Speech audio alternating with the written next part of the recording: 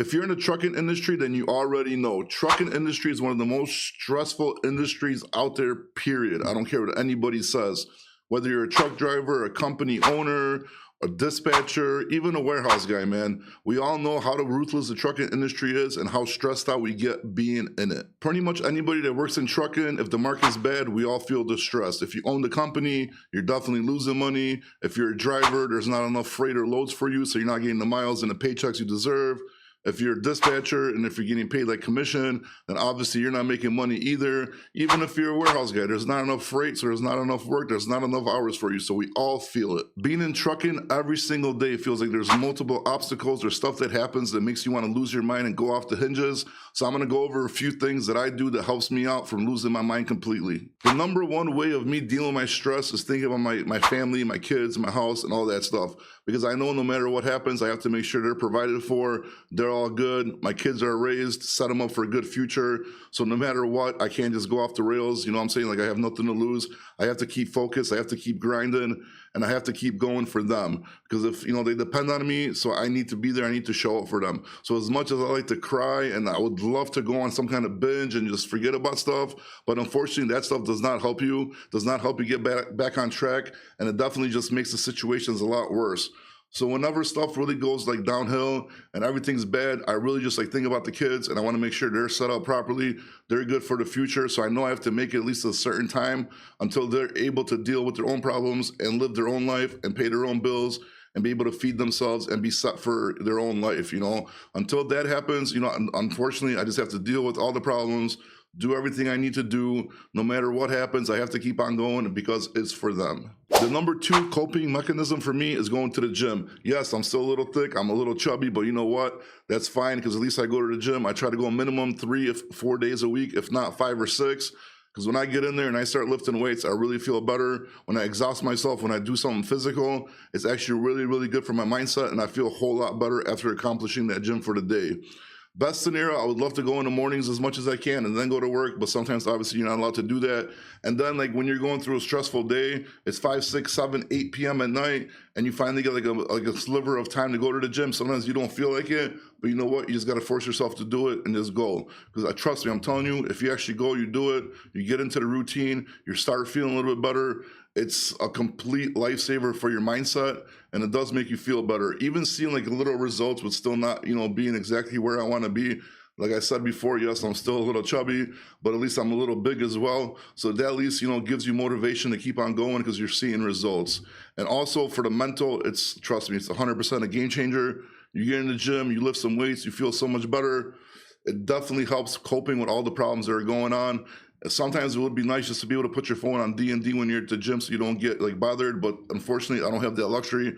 I got to keep my phone on just in case stuff happens.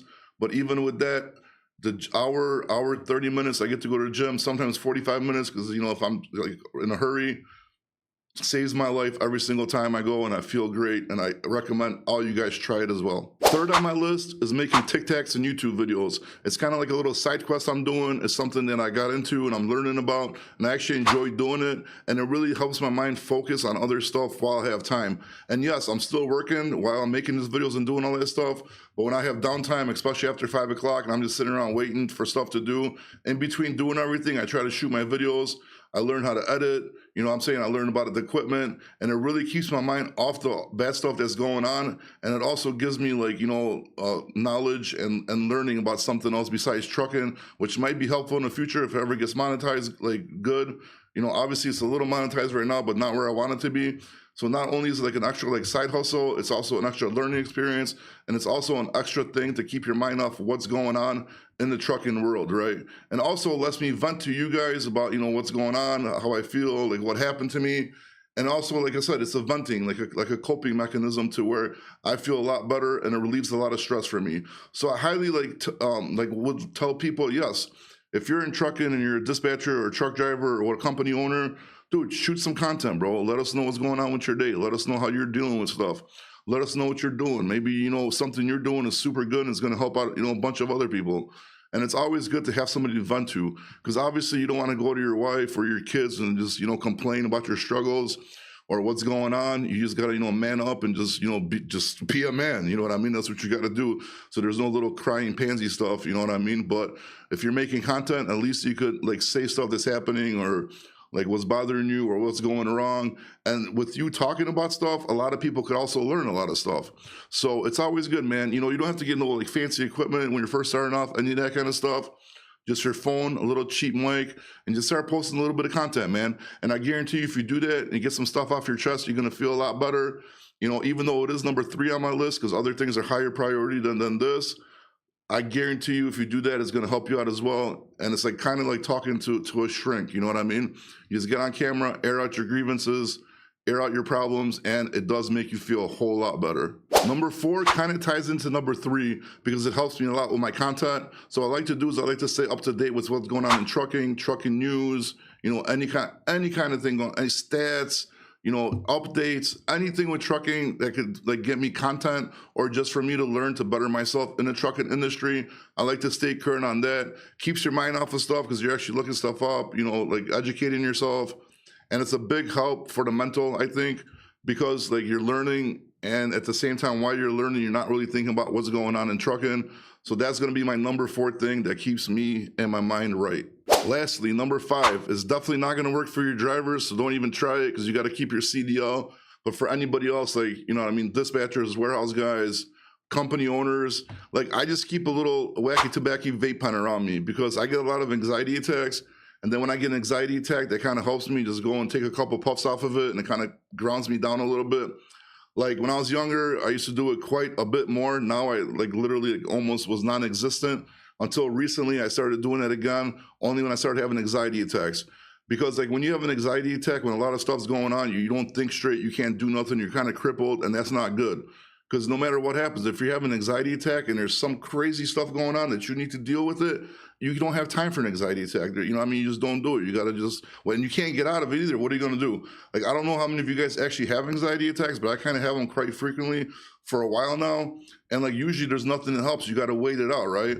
But what I learned, you take the vape pen, you take a couple hits, it kind of mellows you down and anxiety slowly starts going away, right? Because like I said, there's no time for anything, especially when you're in a high stress situation where it needs attention now, it has to be done now. You can't just go curl into a ball in the corner and wait for your anxiety to go down and suck your thumb like a little baby. No, you can't. You just got to keep on going. So I figured that helps me out with my anxiety. So I would recommend it too for other people. I'm saying if you're okay with that, whatever. I don't want to get this video banned, especially if you're a truck driver, don't do it. We all know why. You got to get tested and all that kind of stuff. So don't even risk it. If you got an anxiety attack, just pull over, let your dispatcher know, and just deal with it, bro. I guess at that point. But for everybody else, I don't know, man. Like, you know what I mean? Like I said, it works for me, and I'm not trying to condone anything. But if you want to try it, if you're okay with that kind of stuff, I would highly recommend it. But that definitely is a big factor for me to kind of get through my days, especially when I do get those anxiety attacks.